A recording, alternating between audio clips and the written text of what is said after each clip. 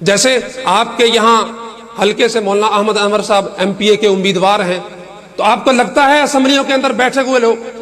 جو ہے وہ دین کا درد رکھتے ہیں، دین کی بات کرنا چاہتے ہیں؟ جا کر دیکھیے کسی دن اسمبلی کی کارروائیوں کو، وہ نہیں جو ٹی وی پہ تقریریں آتی ہیں، وہ تو فلٹر ہو کے آتی ہیں، جو کام کی ہوتی ہیں وہی وائرل ہوتی ہیں۔ براہ راست کبھی موقع ملے تو جا کر دیکھیے پارلیمنٹ کے اندر، سینٹ کے اندر کئی دفعہ موقع ملا دیکھنے کا، جب یہ ناموس صحابہ کا جو بل ابھی 2-3 ماہ پہلے پاس ہوا سینٹ کے اندر، جب اس کی کارروائی چل رہی تھی میں وہیں موجود تھا، اور خدا کی قسم پاکستانی عوام پر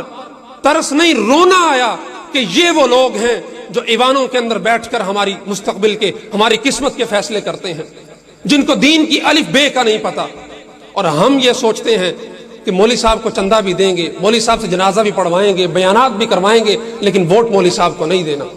پھر یہی صورتحال ہوگی جو پاکستان کے اندر ہوگا۔ اسلام آباد کی سڑکوں میں میں نے چند دن پہلے اس پہ سینیٹر مشتاق صاحب کے ساتھ انٹرویو کہ اسلام آباد کی سڑکوں پہ ٹرانسجینڈرز کو پروموٹ کرنے کے لیے شاہراہ دستور پہ بینر لگے ہوئے ہیں۔ جب تحقیقات کی تو پتہ چلا جی IMF کی شرائط میں سے ہے یہ کہ آپ نے ٹرانسجینڈر جو ایکٹیویزم ہے اس کو پروموٹ کرنا ہے، تو آپ کی یہ شکیں ہیں وہ پوری کریں گے تو آپ کو جو آپ کا پیکج ہے وہ ملے گا۔ کس وجہ سے ہے؟ کیا ایک عالم دین صریحاً اسلامی نصوص کی خلاف ورزی والے کام کرنے دے گا؟ چند علماء پارلیمنٹ کے ایوانوں کے اندر موجود ہیں، تو آپ دیکھیے ان کی کارکردگی کہاں نظر آ رہی ہے۔ 1973 کے آئین میں اگر آج قادیانی غیر مسلم اقلیت قرار پائے ہیں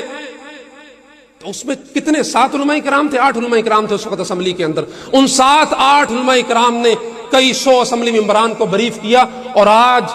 پوری دنیا کے اندر پاکستان وہ پہلا ملک بنا جنہوں نے قادیانیوں کو غیر مسلم اقلیت قرار دیا۔ پنجاب اسمبلی کے اندر ہم جس صوبے سے جس سیٹ پہ مولانا احمد انور صاحب کھڑے، کتنے علماء کرام تھے پچھلی اسمبلی میں؟ ایک مولانا معاویہ اعظم صاحب، انہوں نے بھی تحفظ بنیاد اسلام بل منظور کروایا۔ تو آپ نے کوشش یہ کرنی ہے کہ اگر ہمیں اب حکمرانوں کو غیرت کا درس دینا ہے، انہیں امت مسلمہ کے مفادات کے تحفظ کی خاطر فیصلہ کرنے پر مجبور کرنا ہے، تو ضروری ہے کہ اس نظام کے اندر اپنے بندے بھیجنے پڑیں گے، اپنے لوگ بھیجنے پڑیں گے۔ تو آپ کی خوش قسمتی ہے مقامی لوگ جو یہاں موجود ہیں، مولانا احمد انور صاحب جیسا جید عالم دین جس کے پیچھے ایک مدرسے کی تاریخ ہے، ایک اسلاف کی تاریخ ہے، علماء اکرام کا اعتماد ہے، اکابر کی سرپرستی ہے، اور جن پر مکمل یقین کے ساتھ آپ یہ کہہ سکتے ہیں کہ آپ اگر انہیں منتخب کر کے اسمبلی کے اندر بھیجیں گے تو انشاءاللہ وہ اپنی طرف سے مکمل کوشش کرتے ہوئے آپ پر جو دین کے پر آنچ آتی ہے یا حرف آتے ہیں یا ایسی ایسی قانون سازیاں کی جاتی ہیں جن پر ایک مسلمان ہمیں شرمندگی محسوس ہوتی ہے، اس کے اندر رکاوٹ ضرور ڈالیں گے۔ اور یہ نہیں سوچنا کہ جی جیتنے والے کی طرف دیکھیں، ہوا کس طرف چل رہی ہے ہم اس طرف چلنے کی کوشش کریں۔ آپ نے اپنا کام کرنا ہے۔ توکل کا یہ مطلب ہے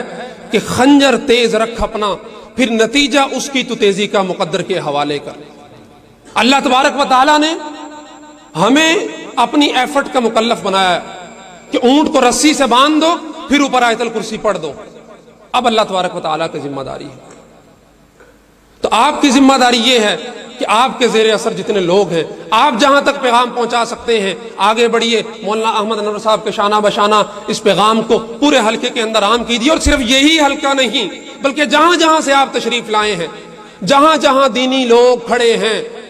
ان کی ہاتھوں کو مضبوط کیجیے اور پارلیمنٹ کے ایوانوں کے اندر ان علماء کرام کو پہنچائیے، تاکہ وہ سفر جو